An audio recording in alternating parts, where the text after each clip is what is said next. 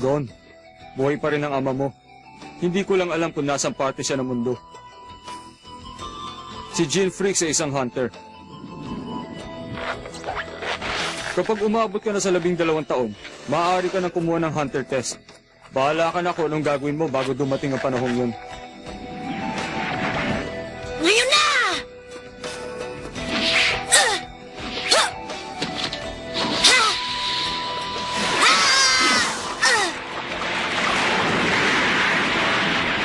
Ayos! Ipinangako mo, Tia.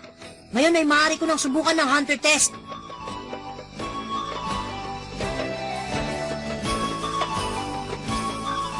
Ang bango ni Tia Mito. Hindi ko alam kung anong amoy ng aking tunay na ina. Pero pagkasama ko siya, para ko na rin kapiling ang aking nanay. Kaya, hindi kita makakalimutan. Tia Mito, mahal na mahal kita.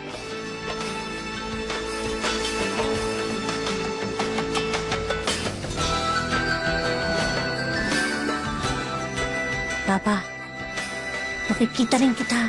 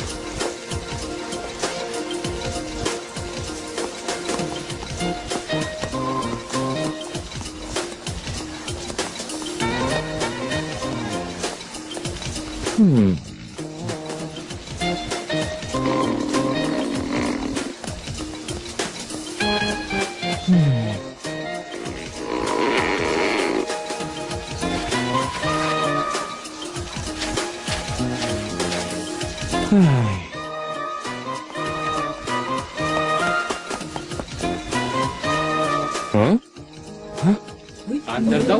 Hunter? Ang hirap kalabaanin yan. Magandang araw mga kaibigan. Meron kaming hamon para sa inyo. Sino sa inyo ang kayang tumalo sa lalaking ito sa laban ng bunong braso? Isa po siyang hunter. Ang sino man magwagi ay magkakamit ng napakalaking halaga at mabibigyan ng pagkakataon na manood ng The Great Animal Show. Sino may gusto? Ang barkong patungo sa Dory ay aalis mamayang 6:00. Kailangan ko ng malaking pera. Sige, sali ako dyan!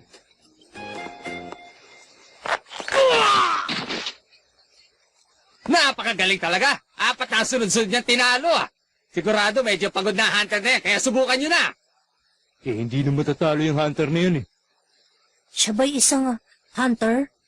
Mga kaibigan, meron pa bang gustong sumubok sa lakas ng ating magiting na hunter? Itaas niyo lang ang mga kamay niyo dyan! Ako ang susubok! O sige, lumapit ka rito! Mukhang malakas ka, kaibigan ah!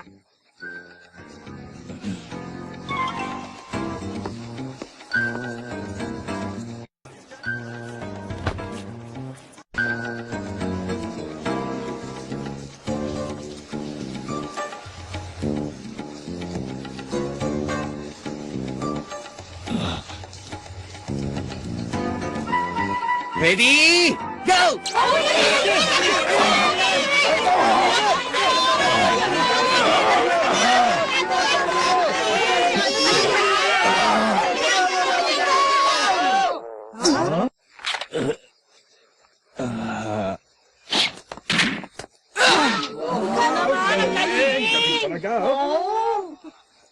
Ang masasabi ko lang ay malakas ka para sa isang baguhan.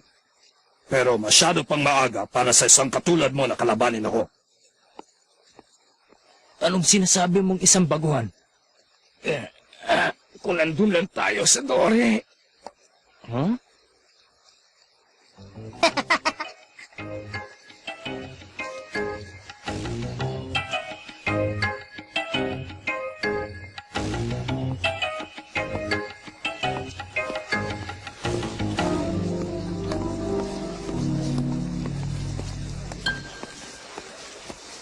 Mister, alam niyo po ba yung barkong papunta sa Dore? Teka, mister, alam ko pong alam niyo yun. Mister ka na, mister.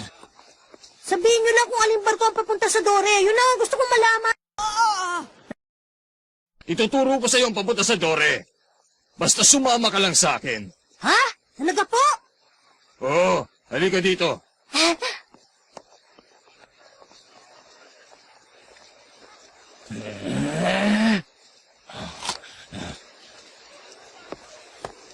Teka muna!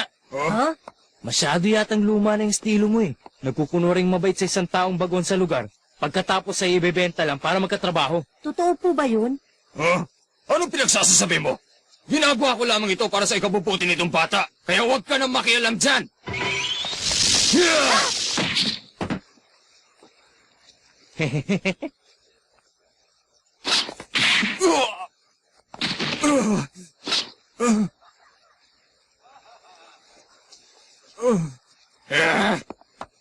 Tabi! Maraming salamat, Mister Ha? Salamat sa mansanas mo ah. Sige, Ha? Huh?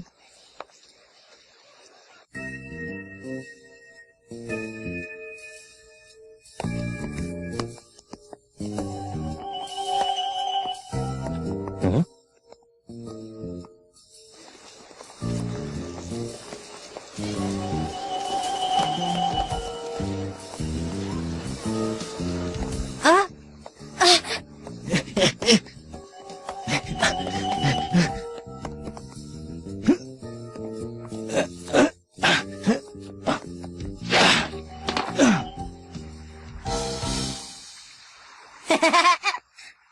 Huh?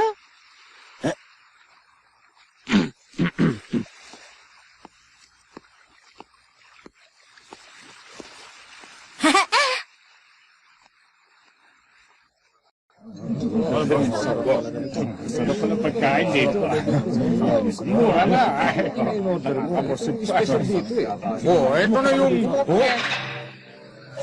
Oh, gagamba! Oh, makamagdag yan! Huwag kang gagalaw, baka kagating ka niyan!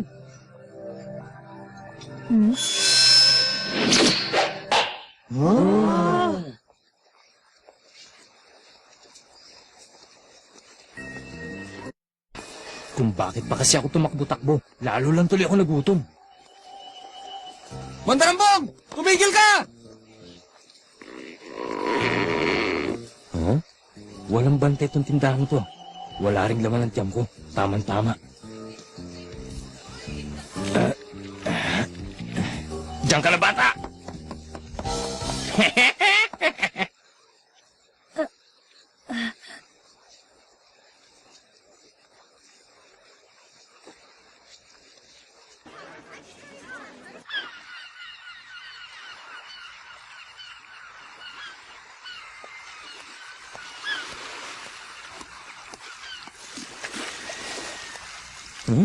Nandito na naman siya.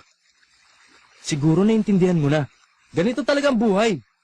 Hindi madali ang lahat, lalo na sa katulad mo na gusto yata maging isang hunter. Ang mabuti pa'y bumalik ka na lang sa kandungan ng iyong ina. Ha? Eh? Ang gamit ko! Ibalik mo yan! Ibalik mo yan! Ha?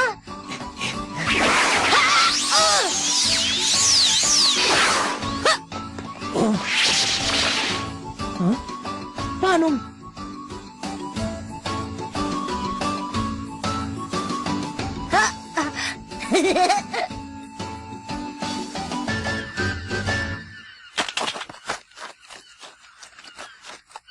Neptune ang pangalan. Ha? Yung barkong tinatanong mo. Alas 6 ang alis nun. Maraming salamat!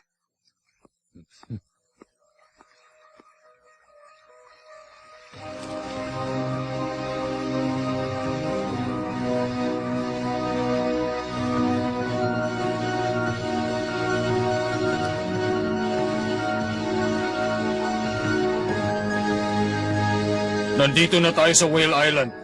Kailangan maging maingat kayo sa inyong mga gagawin. Maliwanag ba?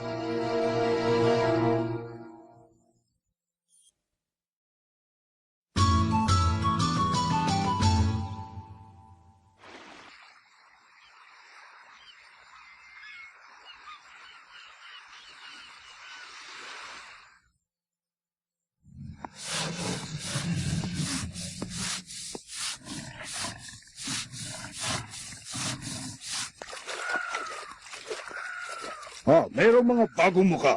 Itigil ang paglilinis. Hoy, dalhin mo kami ng tsa.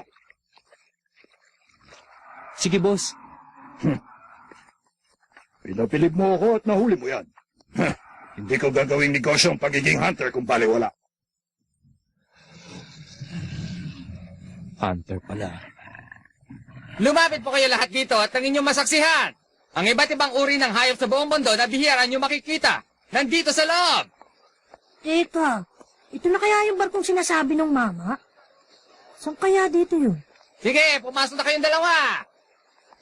Ito po ba yung barkong, Magandang araw. Sige, dire-diretso lang. Pumasok ka na sa loob. Magbayad ka na lang paglabas mo, ha? Marami pong pambihirang hayop na dito nyo lamang makikita. Unahin na natin itong higanting ahas na may 3 ulo. Ang pangalan nila ay A-chan, B-chan at C-chan. Sunod ay itong higanting tree frog. Siya ay tumatalon kapag umuulan. Ang kasunod ay ang round turtle. Kapag siya'y gumugulong, hindi na siya mapipigilan. Sa lahat ng yan, ang fox bear ang pinakadelikado at nakakatakot. Sila ay masyadong mailap kaya walang tao na nakakapagpaamo. Bago namin nahuli ang fox bear na ito, 3 tauhan namin ang napahamak. Humihingi ako ng pasensya. Kayo pa ang nagtawag ng mga tao. Wala yun. Nalibang naman ako sa pag-ubos ng oras. Siya nga pala, tungkol naman dito. Alam mo bang muntik akong mapahamak ng dahil dyan? Kaya nararapat lamang na medyo malaking halaga ang ibayad mo sa akin. Walang problema, Mr. Hunter. Kung ganon, tuloy pa rin ang negosyo natin.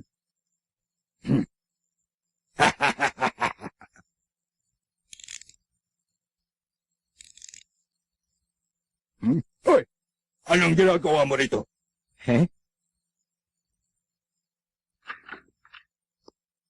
Pwede na ba ito? Ano? Ang lit naman yan. Dagdagan mo! Ano yun? Doon sa mga hayop. Ano? Puntahan mo nga. Mag-usap na lang tayo mamaya. Sige.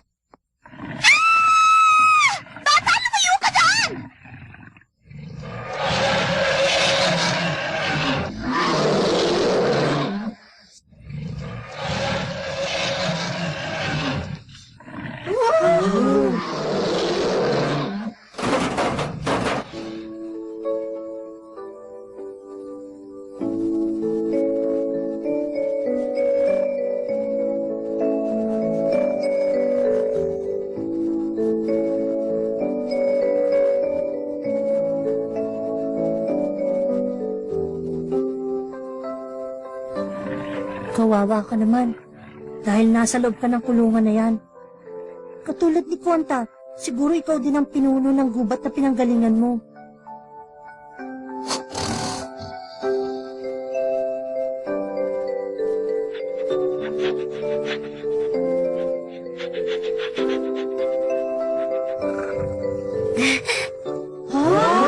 Ang galing.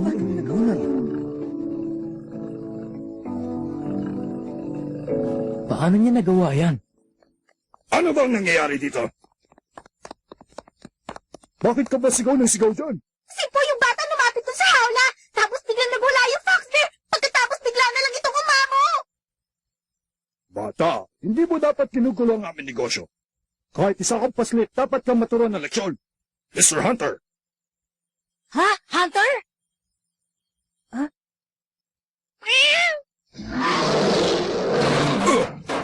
gusto mo bang makuha ang anak ko? Hindi ko ito ibibigay. Malaking pera yata ang katumpas nito, alam mo yan?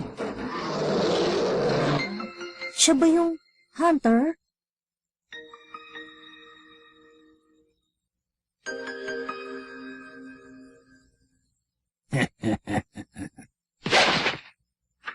Dito muna ako.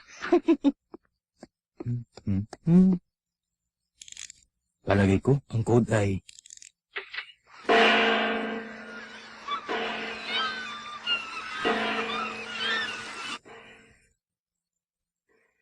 Naku, yung gong na yun! Baka yun na yung gong ng barkong Neptune! Maiiwan ako!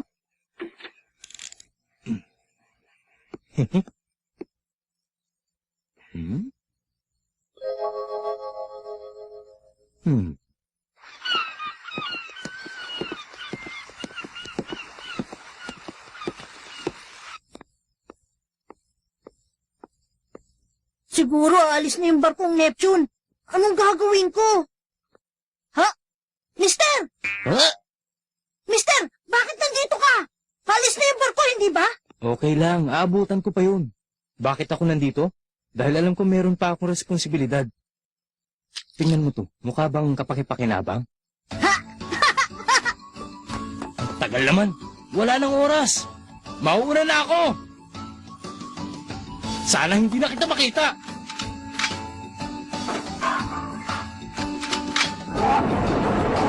Umalis na kayo!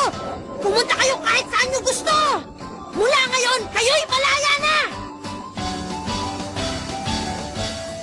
Ang kulit niya talaga?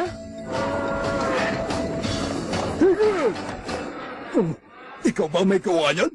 Mga masamang tao kayo. Alam ko yun. Dapat magpasalamat ka sa akin dahil naging mabait ako sa iyo. Mr. Hunter, turuan siya ng leksyon. Bata, sabihin mo sa akin kung bakit mo ginawa yan. Lalaban ka. Hindi mo ba alam ako isang hunter? Alam kong hindi ka isang tunay na hunter. Huh? Masyado kang madaldal. Alam mo ba ang ginagawa ng mga hunters sa tulad mo? Bakit? Mr. Hunter! Maswerte siya. Gutom na gutom lang ako kanina, kaya naisa niya ako. Mister, akala ko ba mauuna ka na? Sinabi ko naman sa'yo, hindi ba? Meron pa akong responsibilidad at gusto kong makatabla dito sa peking ito. Ang galing mo naman! Kita mo? Unang-una, kung totoo siyang hunter, hindi ko siya makakayanang pabagsakin sa isang suntok lang. Sandali lang. Babayaran ko lang yung mga pinatakas mong hayop. Mister, sigurado ka ba doon sa perang binayad mo? Yung perang yun ay ibabayad niya dapat doon sa peking hunter. Kumuha lang ako ng konti para doon sa ginawa ko. Medyo malaki nga lang. Bilisan na natin, baka hindi natin abutan yung barko. Oo. Magsipaghanda na kayo lahat. Itaas niyo ang layag.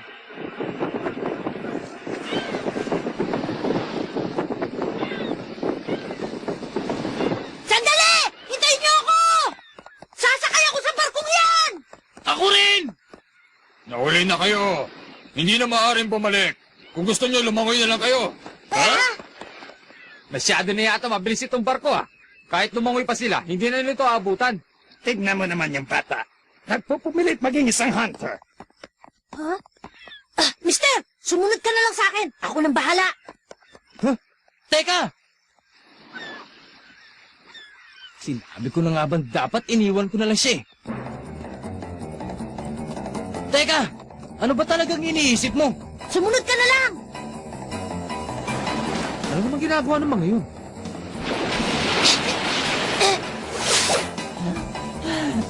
Ano ba yan? Ayos! Ngayon na!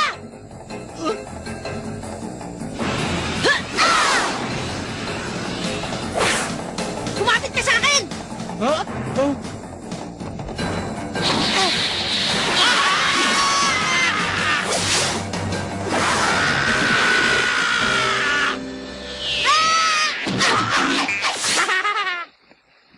Ayos ka lang ba, ha, mister?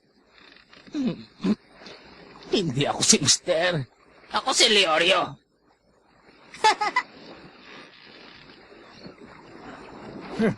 Sa bagay, malilibang na rin ako sa aking paglalayag patungo sa Dore ngayong taon.